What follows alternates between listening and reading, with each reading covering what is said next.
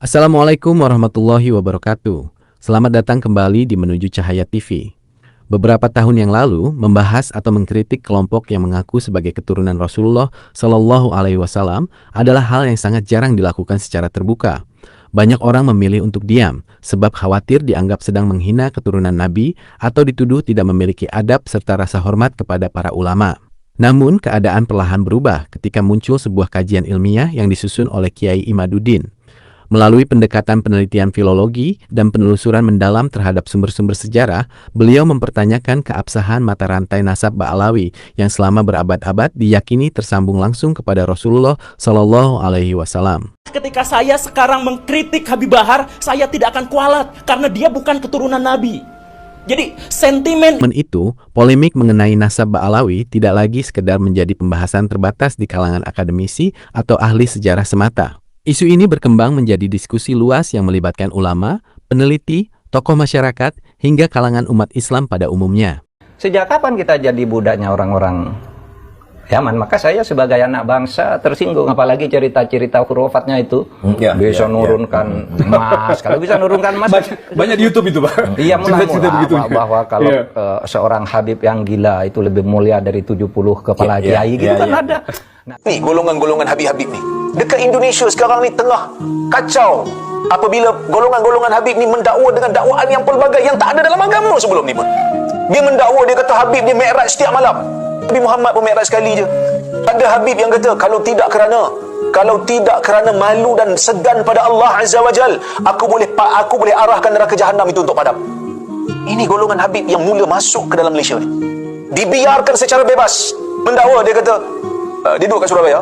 Dia kata Nabi tiap hari tawaf kat Surabaya, menggunakan nama Nabi SAW sewenang-wenangnya. Sedangkan Nabi SAW menyebutkan, dusta di atas namaku tak sama macam dusta di atas nama orang lain. Siapa yang berdusta di atas namaku secara sengaja, maka bangsa ini akan aman, bangsa ini akan sejahtera, bangsa ini akan makmur selama anak cucu Nabi Muhammad SAW tidak diganggu, tidak diusik, dimuliakan, dicintai, disayangi. Karena apa? Ada doa dari kakeknya, pemimpin kita semua, baginda Muhammad Sallallahu Alaihi Wasallam. Nah, tapi kalau udah mulai gaya, Habib kok seperti itu. Nah, ini santri gaya. Ya, umat Islam mulai gaya, mulai mengkoreksi Habibnya, mulai mengkoreksi ulama-ulama dari anak cucu Nabi Muhammad SAW. Orang yang seperti itu mirip dengan iblis. Dengan Islam, ada prinsip tegas yang berlaku bagi siapa saja. Tidak ada seorang pun yang berada di atas kebenaran. Tidak ada manusia yang kebal dari kritik atau kajian, hanya karena kedudukannya, popularitasnya, atau karena garis keturunan yang melekat padanya. Islam memang mengajarkan kita untuk memuliakan dan menghormati keluarga Rasulullah Shallallahu Alaihi Wasallam.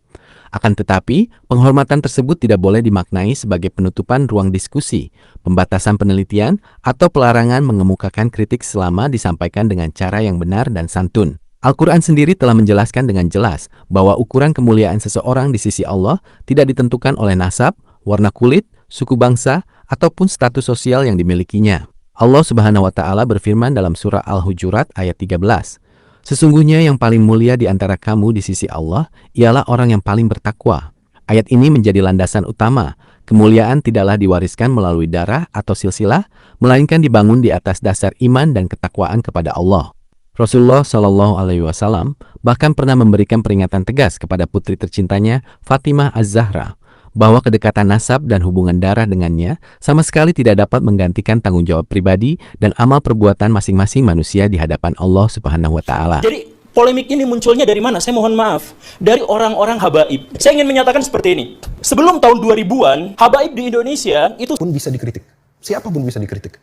Asal kita punya ilmu yang cukup untuk mengkritiknya. Jadi misalnya, saya kasih contoh. Saya kan, kalau saya sendiri, latar belakang saya itu ilmu fiqih. Ya. Jadi kalau saya melihat ada satu orang yang membahas ilmu fiqih, tapi agak menyimpang gitu, maka saya dengan latar belakang saya yang ilmu fiqh itu, saya berhak mengkritik dia.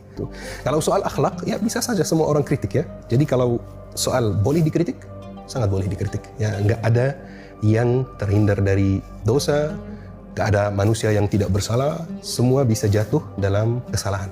Di antara semua gelar Habib yang ada di Indonesia atau di seluruh dunia, gak ada yang garis keturunannya itu sedekat Fatimah dengan Nabi Muhammad. Oke? Tetapi Fatimah tidak memiliki privilege apapun, tidak memiliki keistimewaan apapun di depan hukum atau di depan apapun. Karena yang paling penting itu adalah ketakwaannya, bukan anak dari siapanya. Jadi kalau Fatimah melanggar hukum, maka Nabi Muhammad yang akan menghukumnya langsung. Kenapa di sini banyak sekali Habib-Habib yang diistimewakan ketika mereka melanggar hukum, melanggar apa? Oh, itu mah Habib, kita mah harus menghormati bagaimanapun ceritanya Habib. Gak bisa, Baraya, gak bisa seperti itu. Dalam Islam itu tidak ada yang seperti itu. Itu adalah pengkhianatan atas ajaran Islam. Nabi Muhammad menyebut itu adalah perilaku orang-orang jahiliyah. Karena itulah, ketika sebuah klaim sejarah dipertanyakan kebenarannya, hal yang seharusnya dikedepankan adalah data, bukti, dalil yang kuat, serta argumentasi yang bersifat ilmiah. Bukan tekanan emosional, bukan pula upaya pembungkaman terhadap pihak yang memiliki pendapat berbeda. Saya adalah salah satu pengkritik Habib-Habib itu sejak awal mereka muncul, dan ketika mereka sedang berjaya-jayanya, dan ketika kita mengkritik Pak Habib di masa jayanya, itu Baraya bukan dapat finansial, bukan dapat apa, tapi ancaman teror. Indonesia ini sebenarnya nggak butuh front pembela Islam, itu nggak butuh Indonesia. Indonesia itu sebenarnya nggak butuh Ratna Sarumpait, Habib Rizik, nggak butuh Indonesia orang-orang seperti itu sebenarnya. Cuman itulah Allah, ya. Allah punya hukum sendiri, Allah punya kemauan sendiri, Allah punya kehendak sendiri. Yang walaupun kadang-kadang nggak sama dengan kehendak kita, biasanya ada nilai terbaik di balik itu. Indonesia nyaman, nggak perlu ada front pembela, oponen dibela. Kalau ada melanggar hukum ada polisi, kalau kurang ada tentara, ada KPK cukup. Kalau ada kafir harbi baru ada. Syria sana, Palestina itu baru butuh front. Indonesia ini nggak ada, kurang kerjaan. Kisru aja, ngomong aja ngelor ngidul. Di Indonesia ini tidak ada orang kafir harbi. Ketika video Sugi Nur ini yang mengatakan bahwa Indonesia tidak butuh FPI, tidak butuh Habib Rizik, tidak butuh Ratna Sarumpait, maka beberapa hari kemudian pasukan FPI mendatangi rumah Sugi Nur ini, mempersekusi sampai Sugi Nur ini gemeteran ketakutan. Sugi Nur ini diancam. Kemudian tiba-tiba setelah itu Sugi Nur menjadi bagian dari FPI HTI, turut menyebarkan kebencian kepada pemerintah, membela mati-matian FPI HTI Habib Rizik. Ketika sebuah pendapat dijawab dengan pendapat lain, dan argumen dijawab dengan argumen yang lebih kokoh, maka di sanalah ilmu pengetahuan akan terus berkembang dan pemahaman umat menjadi semakin terang. Namun sebaliknya, ketika sebuah pendapat atau penelitian dijawab dengan intimidasi, ancaman, atau kekerasan, maka ruang dialog pun akan tertutup rapat. Apapun posisi dan pendirian kita dalam polemik ini, ada satu pelajaran penting yang patut kita jadikan pegangan. Islam mengajarkan prinsip yang jelas. Kebenaran harus selalu ditempatkan pada posisi tertinggi, di atas kepentingan golongan, di atas ikatan keturunan, maupun di atas rasa fanatisme kepada manusia. Hargai hasil penelitian yang objektif, serta jaga kebebasan menyampaikan pendapat selama masih bertanggung jawab. Karena hanya dengan sikap seimbang seperti itulah, umat Islam akan mampu menghadapi perbedaan pandangan yang tajam sekalipun tanpa harus kehilangan ikatan persaudaraan. Terima kasih telah menyaksikan pembahasan ini di Menuju Cahaya TV. Wassalamualaikum warahmatullahi wabarakatuh.